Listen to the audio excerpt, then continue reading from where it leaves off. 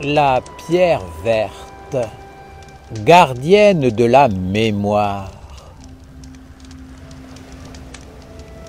Il y a quelques années, je vous ai enseigné le secret des vertus de la pierre verte. Les hommes n'ont pas posé leur regard sur elle, car ils ne l'apprécient pas à sa juste valeur. Pour eux, elle est sans intérêt, car elle n'a pas de valeur marchande. Cette pierre intéresse pourtant les mondes supérieurs au plus haut point, car elle possède un pouvoir et un savoir utiles pour la lumière.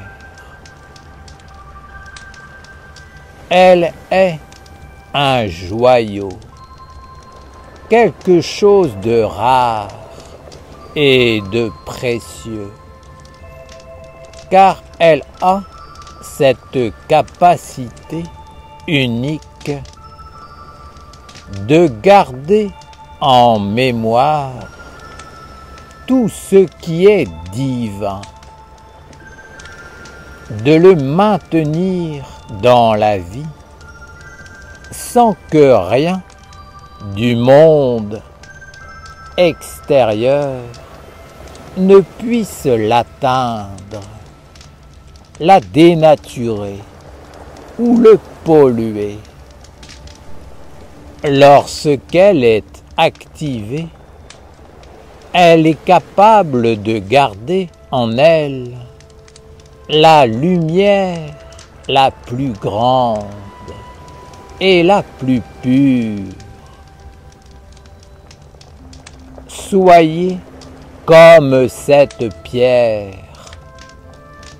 Recevez toute l'énergie, la lumière, la présence magique qui vivent dans un temple d'archanges et dans la ronde des archanges, et gardez-les dans la pureté et l'inviolabilité à l'intérieur de vous. Dans le cachet de votre être, faites grandir cette œuvre, cet éther, cette mémoire d'éternité. Gardez-la vivante et agissante dans le lieu où le monde des hommes ne peut pas entrer. Elle sera un pont entre les mondes et vous permettra de vous relier avec ce qui est supérieur. Ne dilapidez pas votre lumière intérieure pour des activités éphémères, extérieures, et ne vous en servez pas pour alimenter votre vie au quotidien. Croyez-moi, cette vie se suffit par elle-même et vous pouvez trouver suffisamment de force et de distraction dans le monde des hommes pour l'alimenter. Ne mélangez pas les mondes divins avec toutes ces activités éphémères. N'apportez pas le monde divin dans le monde des hommes pour le dévaluer et le conduire dans ce qui n'a pas grand intérêt. Le monde divin doit apparaître dans le monde des hommes pour être glorifié et placé dans la pureté. Devenez comme la pierre verte. Apprenez à garder la lumière divine en vous, intacte et pure. Ne la montrez pas à celui qui n'est pas capable de la voir au-delà des apparences. Vivez avec le monde supérieur et portez-le en vous tout en demeurant insignifiant et sans intérêt aux yeux des hommes avides de beauté illusoire. Peut-être êtes-vous insignifiant dans le monde des hommes qui ne sait pas discerner votre beauté et votre lumière. Alors, regardez cette pierre et suivez son exemple. Faites-vous aimer du monde supérieur. Aujourd'hui, elle est dans vos temples et sur les hauts sommets des montagnes. Et elle constitue un élément fondamental de la ronde des archanges. Elle est glorifiée et honorée. Elle peut goûter la beauté et le meilleur des hommes, mais également la présence des mondes supérieurs, parce que vous avez reconnu en elle une vertu que personne ne pouvait voir à l'extérieur. Elle peut vivre à présent dans plusieurs mondes, recevoir en elle la divinité et accomplir une mission sacrée sur la terre. Soyez donc comme elle, d'un être insignifiant, devenez un joyau que les anges placeront dans leur temple pour accompagner leur grande célébration. Alors, peut-être qu'un jour, vous pourrez rencontrer les dieux qui viendront vous parler. Et ensuite, les hommes et même les anges s'approcheront de vous pour entendre les paroles de ces dieux à travers vous.